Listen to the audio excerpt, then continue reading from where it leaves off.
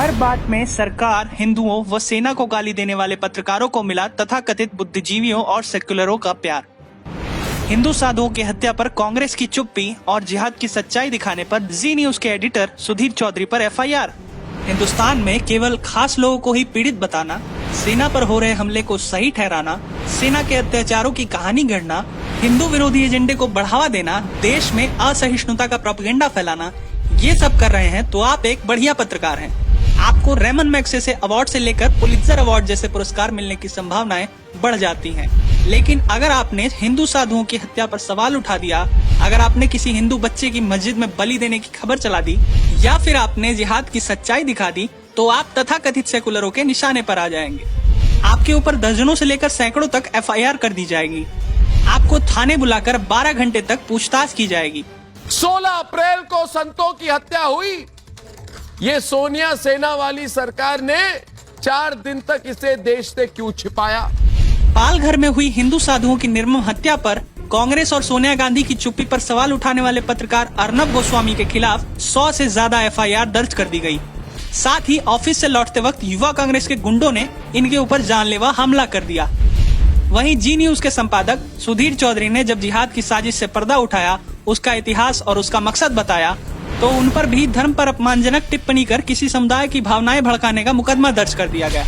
वहीं news website of India ने बिहार के गोपालगंज में रोहित जायसवाल के मस्जिद में बलि चढ़ा देने की खबर चलाई, तो उन पर भी एफआईआर दर्ज कर दी गई। जबकि ये पूरी रिपोर्ट पीड़ित के पिता के बयानों के आधार पर थी। ये कैसा सेकुलरिज्म है जहां देश और हिंदुओं के खिलाफ बोलने पर प्रशंसा होती है, लेकिन देश के लिए और हिंदुओं के लिए आवाज उठाने पर मिलता है सिर्फ एफआईआर और मुकदमा। इन मुकदमों से ये पत्रकार डरते नहीं हैं, बल्कि और मजबूती के साथ अपना पक्ष रखते हैं। अरे मुझ पर 200 नहीं, सोनिया गांधी, एंटोनिया माइनो 2000 एफआईआर कर दो। मैं तो हर बार पुलिस स्टेशन जाऊंगा, फिर मैं वापस स्टूडियो में आऊंगा, मगर फिर मैं पूछूंगा कि सोनिया गांधी, इस सवाल का जवाब लेकर रहूंगा आपसे कि आप चुप क्यों हैं पालघर पर। The wire, NDTV, the print और इनके जैसे अन्य दलाल मीडिया खुलेआम एक घटना मात्र पर पूरे हिंदू समाज को कटघरे में खड़ा कर देते हैं। जब दोषी कोई एक हिंदू होता है तो इनकी खबरों में पूरे हिंदू समाज को दोषी बता दिया जाता है। आपने इन दोगली मीडिया की खबरों में देखा होगा, हिंदुओं ने हमला कर दिया, हिंदू युवक ने हत्या कर दी, लेकिन जब कोई हिंदू मारा जाता है तो इनकी हेडलाइन पर कभी मारने वाले का धर्म नहीं लिखा होता है।